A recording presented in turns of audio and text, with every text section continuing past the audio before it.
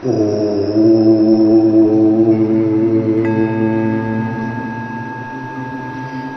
भक्तजनों को हमारा हाथ जोड़कर प्रणाम। सभी भाई बहन हमारा प्रणाम स्वीकार करें। कठोर उपनिषद में शरीर को रथ, इंद्रियों को घोड़े, मन को लगाम, बुद्धि को सारथी, इंद्रियों के विषय को रथ के चलने का मार्ग और जीव आत्मा को रथी बतलाया गया है। परमात्मा के अंश जीवात्मा को इसी रथ के द्वारा विषयों के मार्ग पर चलकर परमात्मा के परम धाम को पहुंचना है। कुछ ठीक इसी तरह ही भगवान ने गीता में भी बताया है।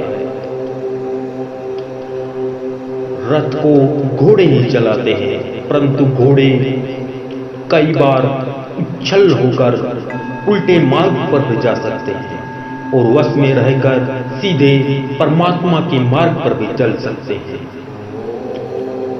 जिस रथ का सारथी विवेक युक्त अप्रमत्त स्वामी का आज्ञाकारी, लक्ष्य पर स्थिर बलवान, रास्ते का जानकार और घोड़ों को लगाम के सहारे से अपने वश में रखकर इच्छा अनुसार सन्मार्ग पर चला सकता है, वह रथ अपने लक्ष्य पर अवश्य पहुंच जाता है।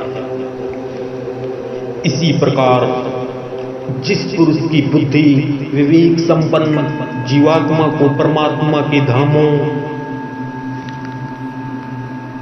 में ले जाने के लिए तत्पर परमात्मा में लगी हुई, मन इंद्रियों को अपने वश में रखने वाली, सदा सावधानी के साथ सबको साधन मार्ग पर ले चलने वाली होती है, वह पुरुष इंद्रियों के द्वारा विषयों में विचरता हुआ भी जैसे सत्सारथी के द्वारा संचालित रथ मार्ग पर चलकर लक्ष्य की ओर बढ़ता रहता है, वैसे ही परमात्मा की ओर बढ़ता रहता है। इंद्रियां तथा मन यदि साधक के अपने वश में हैं और साधक उन्हें भागवत संबंधी विषयों में लगाए रखे, तो इस प्रकार उन इंद्रियों का विषयों में विचरण करना हानिकारक नहीं है, प्रत्युत लाभदायक है, क्योंकि ऐसा करके वह परमात्मा के समीप पहुंच जाता है।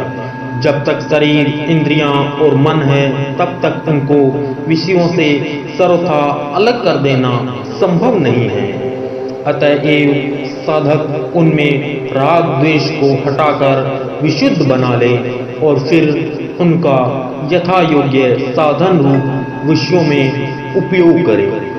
अपने अधीन किए हुए अंतःकरण वाला साधक तो अपने में वश में की हुई राग द्वेष से रहित इंद्रियों द्वारा विषयों में विचरण करता हुआ अंतःकरण की प्रसन्नता को प्राप्त होता है। अंतःकरण की प्रसन्नता होने पर इसके संपूर्ण दुखों का अभाव हो जाता है और उस प्रसन्न चित्त वाले कर्मयोगी की बुद्धि शीघ्र ही सब ओर से हटकर परमात्मा में ही भली भांति स्थिर हो जाती है। ऐसा भगवान श्री कृष्ण ने गीता के दूसरे अध्याय के 64वें और 65वें श्लोक में कहा है। यह है वश में किए हुए राग द्वेष रहित मन इंद्रियों के सद्विषयों में विचरण करने का परिणाम। जिन मन इंद्रियों के द्वारा इंद्रिय सुख की आशा से विषयों का उपभोग करके दुखों को निमंत्रण दिया जाता है, उन्हीं मन इंद्रियों से उन्हें साधन में लगाकर परमपिता परमात्मा की प्राप्ति की जा सकती है।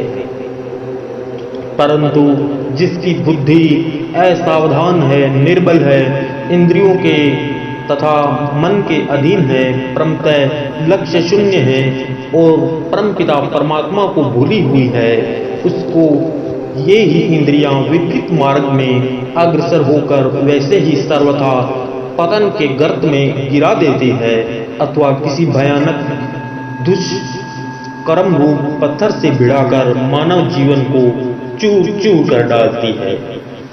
जैसे असावधान निर्बल सारथी द्वारा लगाम को प्रचंड बल वाले घोड़ों के अधीन होने पर घोड़े उस रथ को सारथी और रथी सहित गहरे गड्ढे में डाल देते हैं अथवा किसी दीवार से टकराकर चकनाचूर कर देते हैं।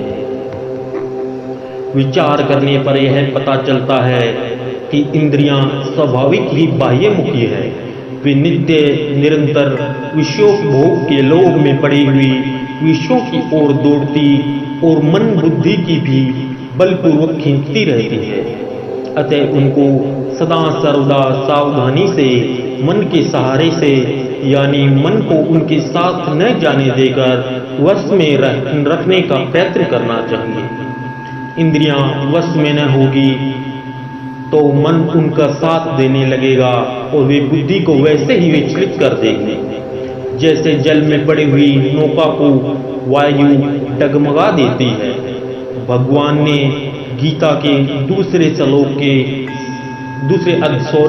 अध्याय के 67वें श्लोक में कहा है कि जैसे जल में चलने वाली नाव को वायु हर लेती है, वैसे ही विषयों में विचरती हुई इंद्रियों से मन जिस इंद्री के साथ रहता है वह ही एक इंद्री इस पुरुष की बुद्धि को हर लेती है। इस पर भगवान दूसरे अध्याय के ही 68वें श्लोक में भी कहते हैं कि इसीलिए हे अर्जुन, जिस पुरुष की इंद्रियों के विषयों से सब प्रकार निग्रह हुई है उसी की बुद्धि स्थिर है। जिस प्रकार चतुर और सुयोग्य केवट नाव को भंवर से तथा प्रबल जलधारा से बहने से बचाकर सावधानी से खेता हुआ मार्ग पर अग्रसर होता है तो नाव सुरक्षित अपने स्थान पर पहुंच जाती है। इसी प्रकार ब्रह्म प्रमाद से रहित सुयोग्य एकनिष्ठ साधक बुद्धिमान इंद्रियों से युक्त शरीर रथ को राग द्वेष रूपी भंवर तथा काम रूपी त्रिधारा जल के प्रवाह से बचाकर सत्संग रूपी पाल के सहारे से भगवत कृपा रूपी वायु को अनुकूल बनाकर आगे बढ़ता है तो वह सुरक्षित भगवान के परम धाम को पहुंचता है। इसीलिए सभी को चाहिए कि वह अपने को शरीर इंद्रियां मन बुद्धि का स्वामी मानकर उनके वश में न हो, बल्कि इंद्रियों को उनके पतन कारक तथा अनावश्यक मानने विषयों में जाने से रोककर उनमें रहे राग द्वेषों से छुड़कर मन को वश में करें और अपनी बुद्धि को परमात्मा निष्ठ करके परमात्मा में ही ध्यान लगाएं और अंत में परमात्मा में ही विलीन हो, परमात्मा को ही अपना लक्ष्य बनाएं। धन्यवाद। मिलते हैं अगले नए अध्याय में।